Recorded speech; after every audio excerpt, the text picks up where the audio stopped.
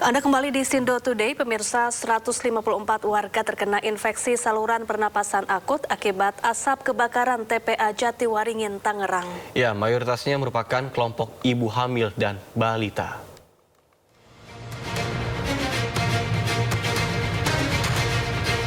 Dinas Kesehatan Kabupaten Tangerang, Banten melaporkan sebanyak 154 warga di wilayahnya tersebut terkena gejala infeksi saluran pernapasan akut yang diduga akibat dampak asap kebakaran di tempat pembuangan akhir Jatiwaringin, Mauk. Kadinkes Kabupaten Tangerang, Hendra Tarmizi, mengatakan dari total 154 warga yang teridentifikasi iritasi saluran pernapasan ini, mayoritasnya merupakan kelompok ibu hamil dan balita. Seluruh korban saat ini telah dilakukan penanganan medis untuk pemulihan fisiknya. Salah satu pasien diantaranya dilakukan perawatan intensif dengan dirujuk ke rumah sakit umum daerah setempat. Dinas Kesehatan Kabupaten Tangerang telah menerjunkan 25 petugas medis yang tergabung dalam tim kesehatan melalui unit puskesmas di 3 wilayah yang mencakup Kecamatan Rajek, Mauk, dan Sukadiri. Selain itu, pemerintah daerah Kabupaten Tangerang telah membuka 5 posko terpadu untuk layanan kesehatan. Dinas Kesehatan juga tengah melakukan mitigasi dan antisipasi terhadap perluasan penyebaran asap pembakaran TPA Jatiwaringin.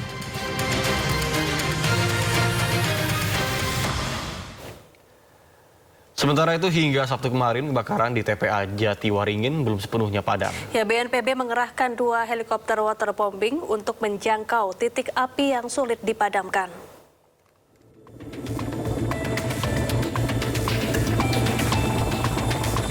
Dua unit helikopter waterbombing milik BNPB mulai melakukan penyiraman dari udara di kawasan TPA Jatiwaringin, Kabupaten Tangerang, Banten. Kedua helikopter tersebut sebelumnya diperbantukan untuk penanganan kebakaran hutan dan lahan di Sumatera Selatan dan Jambi. Operasi udara dilakukan lantaran sejumlah titik api berada di puncak tumpukan sampah sehingga sulit dijangkau armada pemadam di darat. BNPB menyatakan pemadaman akan terus dilakukan secara terukur, baik melalui jalur darat maupun udara, hingga seluruh titik api berhasil dikendalikan. Sebelumnya, kebakaran hebat terjadi di lahan TPA Jatiwaringin sejak Selasa 30 Juni pukul 12.30 waktu Indonesia bagian Barat. Pemirsa, viral di media sosial lokasi Koperasi Desa Merah Putih yang jauh dari pemukiman warga. Ya, Menteri Koperasi Ferry Juliantono angkat suara. Menurutnya jumlah Kopdes yang terpencil sangat kecil. Banyak beredar di media sosial lokasi Koperasi Desa Merah Putih tak ideal atau jauh dari permukiman warga. Menteri Koperasi Ferry Juliantono mengatakan lokasi pembangunan Kopdes tersebut tidak asal pilih, melainkan sudah melalui kesepakatan dengan masyarakat setempat. Ferry juga menjamin dari 30.000 Kopdes Merah Putih di seluruh Indonesia, hanya 10 Kopdes saja yang lokasinya dinilai tidak ideal. Selain itu, Kementerian Koperasi memastikan 23.000 Kopdes kini tengah dalam pembangunan dan akan rampung pada Agustus mendatang. Terkait pembangunan Kopdes yang jauh dari pemukiman. Ini jumlahnya saya sudah hitung. Coba bisa disebutin nggak? Kurang dari 10. Dari yang sering kita baca di sosial media, dari 30.000 yang bulan Agustus pembangunan fisik gudang gede dan alat kelengkapannya sudah dibangun, 10 yang dalam kondisi yang tidak ideal, menurut saya tidak bisa dikatakan itu kan sedikit persentasenya, dan tentu nanti kita akan lakukan proses verifikasi validasi, dan tetapi penentuan lokasi itu sudah dimusyawarahkan oleh masyarakat desa dan kepala desa. DPR RI menampung aspirasi Majelis Ulama Indonesia untuk membentuk rancangan undang-undang pidana tentang lesbian, gay, biseksual, dan transgender atau LGBT. Ya, sementara itu wacana pemberantasan LGBT menuai beragam tanggapan dari masyarakat. Majelis Ulama Indonesia tengah menggodok naskah akademik dan rancangan undang-undang pidana tentang lesbian, gay, biseksual, dan transgender atau LGBT. Wakil Ketua Umum MUI Kholil Nafis menegaskan langkah hukum ini diambil karena imbauan moral dinilai sudah tidak mempan membendung fenomena penyimpangan seksual di Indonesia. MUI menyatakan perang terhadap pelaku maupun kampanye LGBT. Adapun rancangan undang-undang pidana untuk memberantas perilaku LGBT di Indonesia mendulang beragam tanggapan dari masyarakat. Tanggapan saya sih bagus sih buat kampanye seperti itu karena kita harus gimana ya, harus menormalisasikan jati diri laki-laki gitu kan, jangan jadi kayak boti gitu. Tapi dengan kampanye yang dilakukan juga caranya? Kalau cara kayak gitu 50-50 lah, setuju, nggak setuju ya. Karena mungkin bisa menyakiti hati orang lain juga. Tapi dengan kampanye yang disuarakan, setuju saya.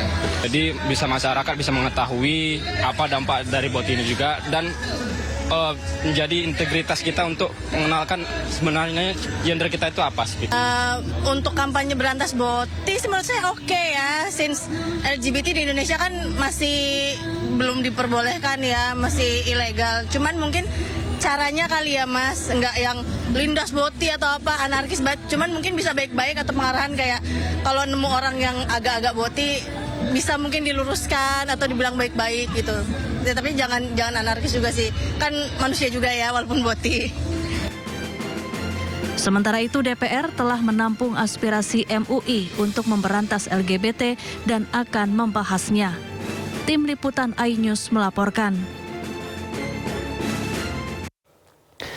Sebelumnya Presiden Prabowo Subianto resmi memasukkan penyebaran budaya LGBTQ sebagai ancaman non-militer. Ya, hal tersebut ditetapkan dalam Peraturan Presiden atau Perpres nomor 111 tahun 2025.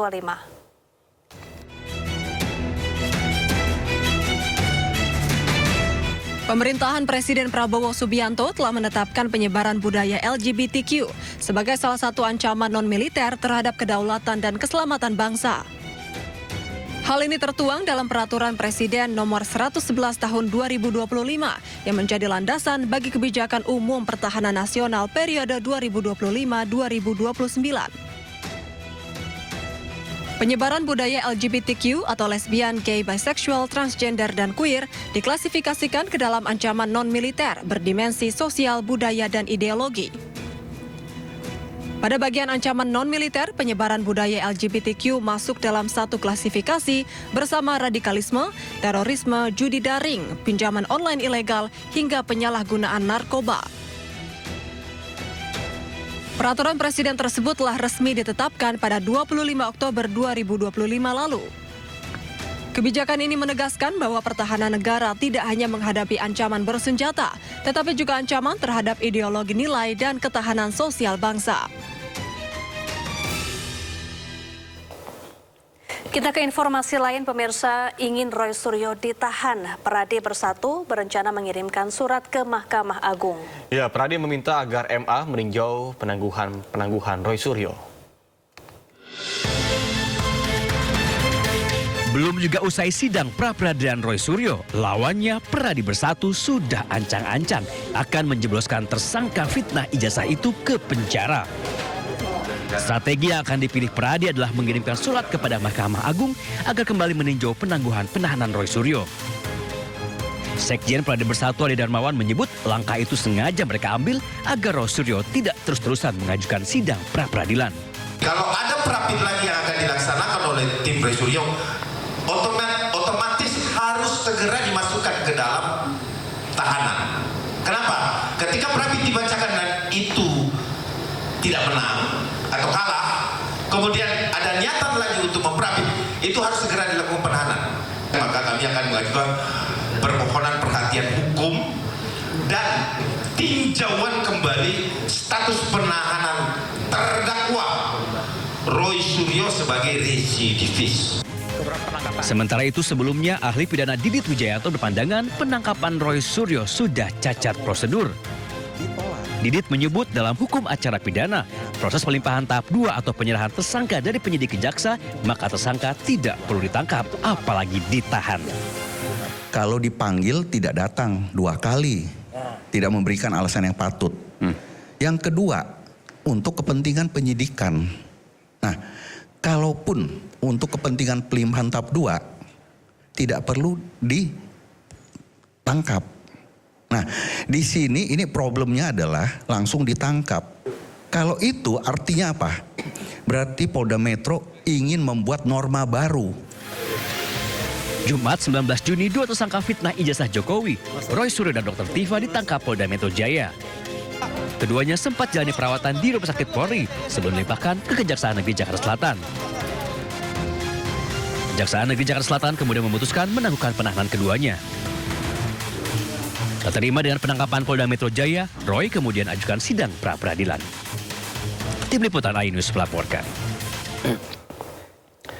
Pemirsa, Direktorat Jenderal Pemasyarakatan tegaskan gembok yang dipakai di lapas dan rutan punya spesifikasi khusus dengan standar keamanan tinggi. Ya, hal itu disampaikan Ditjenpas tanggapi Panja Lapas Komisi 13 DPR yang menilai harga gembok Rp1 juta per unit tidak wajar.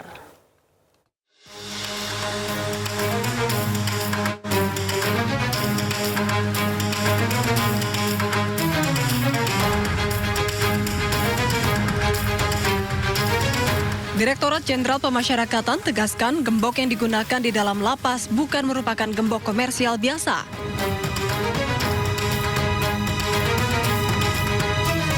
Gembok yang digunakan merupakan perangkat pengaman dengan spesifikasi khusus yang dirancang untuk penuhi standar keamanan tinggi di lingkungan lapas rutan.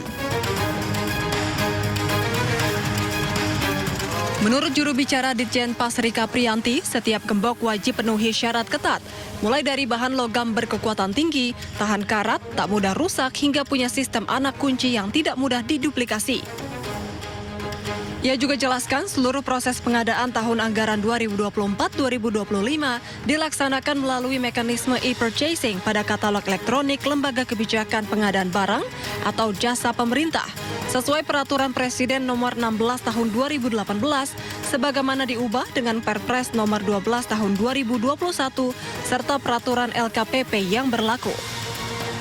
Sebelumnya, Panitia Kerja Lembaga Pemasyarakatan Komisi 13 DPR soroti pengadaan gembok di lingkungan Direktorat Jenderal Pemasyarakatan, Kementerian Imigrasi dan Pemasyarakatan yang nilainya mencapai sekitar Rp92,5 miliar dalam kurun 2 tahun. Anggota Komisi 13 DPR RI Pangeran Khairul Saleh meminta agar pengadaan gembok itu diaudit karena harga satuan gembok yang hampir Rp1 juta per unit dinilai tidak wajar.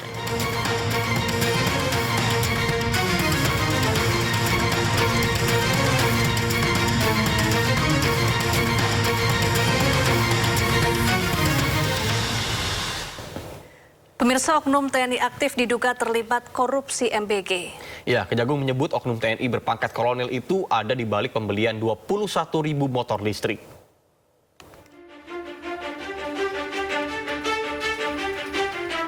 Setelah Kejagung menetapkan polisi aktif berpangkat Brigadir Jenderal Lalu Muhammad Iwan sebagai tersangka korupsi MBG, Korps Adiaksa menyebut ada dugaan keterlibatan oknum anggota TNI aktif dalam pusaran korupsi MBG.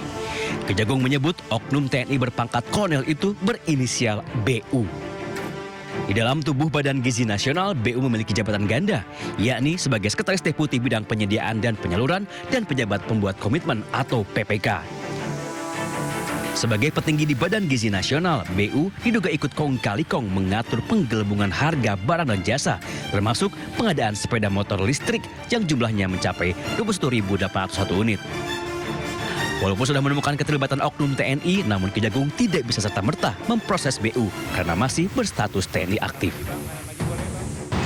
Penanganan terhadap oknum tersebut, yaitu saudara BU, itu dilaksanakan secara koneksitas bersama dengan penyidik pada Jaksa Agung Muda Militer. Jadi perkara itu termasuk sepeda motor ya, pengadaan sepeda motor itu karena ada keterlibatan oknum TNI aktif. Mendengar anggota TNI diduga terlibat korupsi MBG, Mabes TNI langsung buka suara. Kapuspen TNI Brigjen Muhammad Nas menyebut terkait masalah BU akan berkoordinasi dengan Kejagung. Jika terbukti korupsi, maka BU akan ditindaklanjuti sesuai ketentuan hukum. Dalam lingkaran korupsi MBG, Kejagung telah menetapkan 7 orang tersangka, 4 orang petinggi Badan Gizi Nasional, 3 lainnya dari pihak swasta. Tim Liputan iNews melaporkan.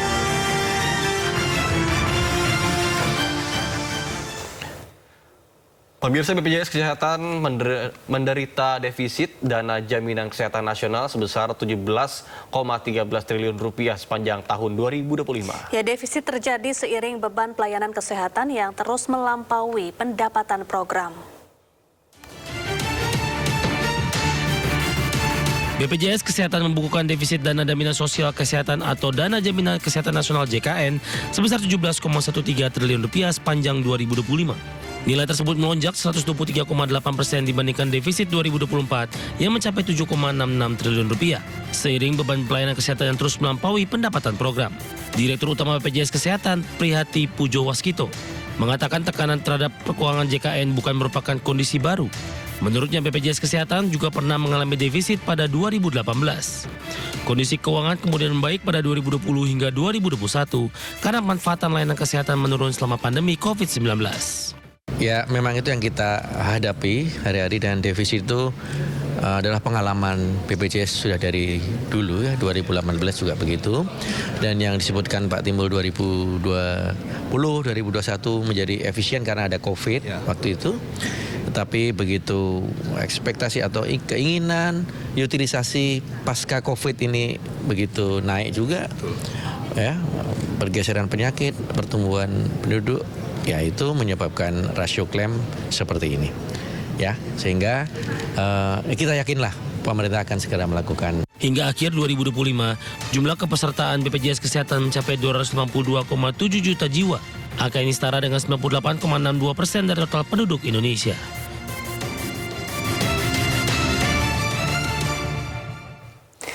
Kita ke informasi selanjutnya, pemirsa. Balai Kota Jakarta ramai oleh warga yang datang ke event Jakarta Eco Future Festival 2026. Ya, event ini digelar selama 2 hari.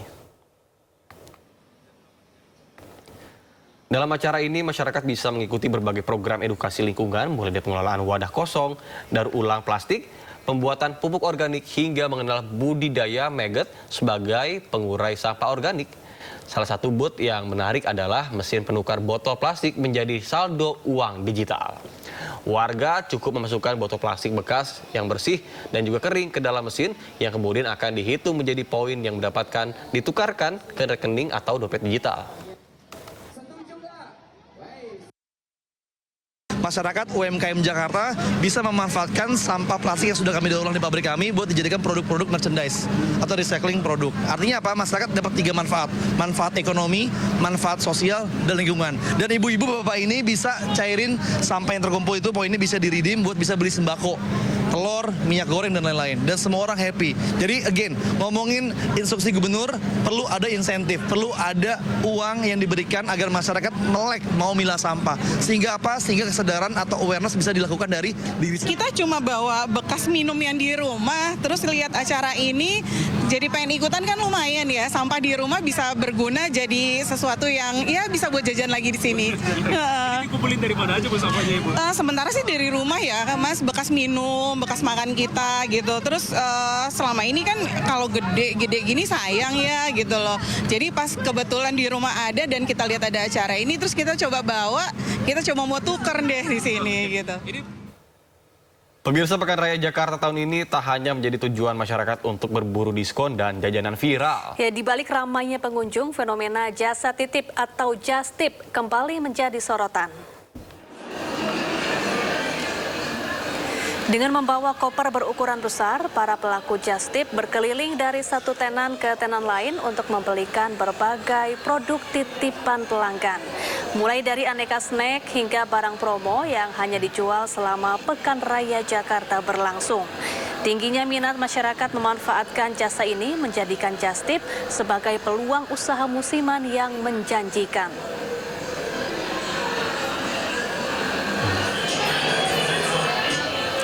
Pemirsa, setelah capek muter-muter di PRJ, jangan lupa jajan makanan tradisional khas Betawi, yaitu kerak telur dan dodol. Ya, kerak telur menjadi salah satu stand yang paling sering didatangi oleh pengunjung. Aroma kelapa, sangrai, dan juga proses memasak dengan tungku arang menjadi daya tarik tersendiri, sekaligus memberikan pengalaman menikmati kuliner yang masih dibuat dengan cara tradisional.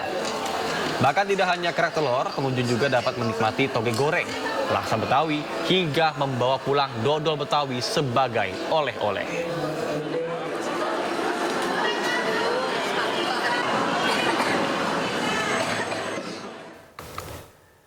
Ya, hari Minggu pagi rasanya kurang lengkap kalau enggak ke CFD Sudirman Tamrin, Jakarta Selatan nih, Syafa ya. Betul sekali. Selain berolahraga, ada beragam hiburan lain yang bisa kita nikmati di CFD. Apa saja ya? Langsung saja kita tanya ke Kea Dela Rosa dan juru kamera Ari Setiawan yang sedang berada di CFD Jakarta. Selamat pagi Kea, apa saja yang menarik di sana pada pagi hari ini?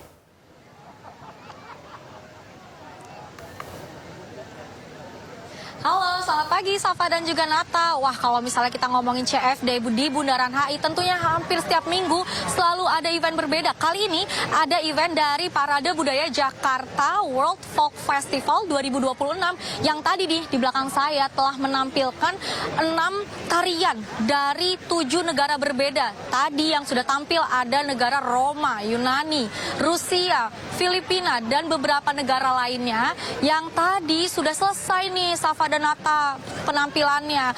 Tadi di samping kiri saya juga banyak sekali warga Jakarta yang antusiasmenya begitu tinggi untuk menonton parade budaya dan juga tarian yang dipersembahkan dari 7 negara berbeda. Memang hari ini ada event Jakarta World Folk Festival 2026, salah satu event untuk menyongsong 500 tahun Jakarta tahun depan yang memang untuk menjadi misi kebudayaan. Serta di tahun berikutnya Jakarta juga akan mengundang lebih dari 20 negara untuk tampil di kota Jakarta dalam menyambut ulang tahun Jakarta ke-500 tahun. Namun untuk Safa dan juga Nata serta pemirsa yang ketinggalan nih tadi dengan antusiasme dan juga keseruan tarian dari 7 negara tadi bisa langsung datang nanti pukul 7 malam ke Anjungan Sarinah atau Mall Sarinah.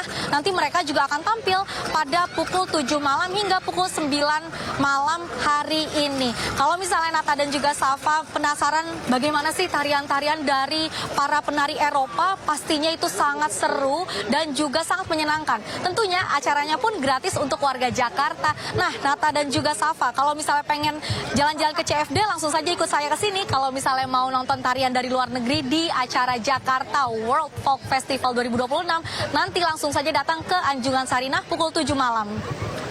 Kembali ke studio. Baik, terima kasih Kea Dela Rosa atas laporan Anda langsung dari lokasi CFD. Selamat bertugas kembali dan salam sehat.